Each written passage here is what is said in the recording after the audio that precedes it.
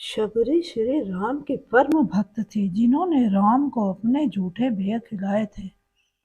शबरी का असली नाम श्रमणा था। वह भील समुदाय के शबर जाति से संबंध रखती थी। इस कारण कालांतर में उनका नाम शबरी पड़ा। उनके पिता भीलों के मुखिया थे। श्रमणा का विवाह एक भील कुमार से तय हुआ था। विवाह से पहले वह कई सौ पशु बलि के लिए लाए गए, जिन्हें देख श्रमणा बड़ी आहत हुई। यह कैसी परंपरा! ना जाने कितने बेजुबान और निर्दोष जानवरों की हत्या की जाएगी। इस कारण शबरी विवाह से एक दिन पूर्व भाग गई और दंडकारण्य वन में पहुंच गई।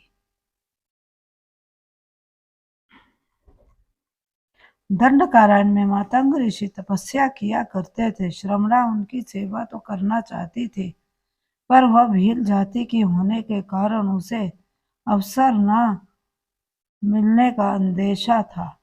फिर भी शबरी सुबह सुबह ऋषियों के उठने से पहले उनके आश्रम से नदी तक का रास्ता साफ कर देती थी। कांटे चुनकर रास्ते में साफ बालू बिछा देती थी।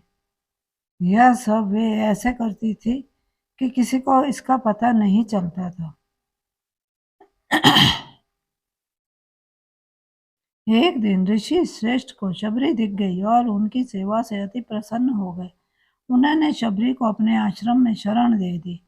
जब मतंग का अंत समय आया तो उन्होंने शबरी से कहा कि वे अपने आश्रम में भगवान राम की प्रतीक्षा करें। वे उनसे मिलने जरूर आएंगे।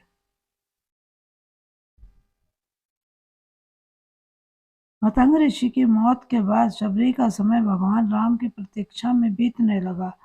वह अपना आश्रम एकदम साफ रखती थी। रोज राम के लिए मीठे बेर तोड़कर लाती थी। बेर में कीड़े ना हो और वह खट्टा ना हो, इसके लिए वह एक एक बेर चख कर तोड़ती थी। ऐसा करते करते कई साल बीत गए। एक दिन शबरी को पता चला कि दो सुंदर युवक उन्हें ढूंढ रहे हैं। वे समझ गई कि उनके प्रभु राम आ गए हैं। उस समय तक वह वृद्ध हो चली थी,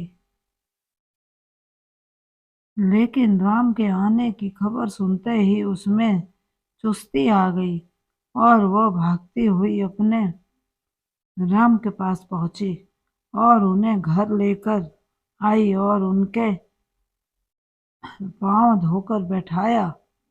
अपने तोड़े हुए मीठे बेर राम को दिए। राम ने बड़े प्रेम से वे बेर खाए और लक्ष्मण को भी खाने को कहा। लक्ष्मण को जूठे बेर खाने में संकोच हो रहा था।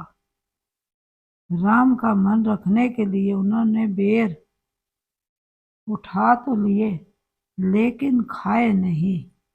इसका परिणाम यह हुआ कि राम रावण युद्ध में जब शक्ति बाण का प्रयोग किया गया तो वे मूर्छित हो गए। तब इन्हीं बेर की बनी हुई संजीवनी बूटी उनके काम आई थी। यह है माता शबरी की पुण्य कथा।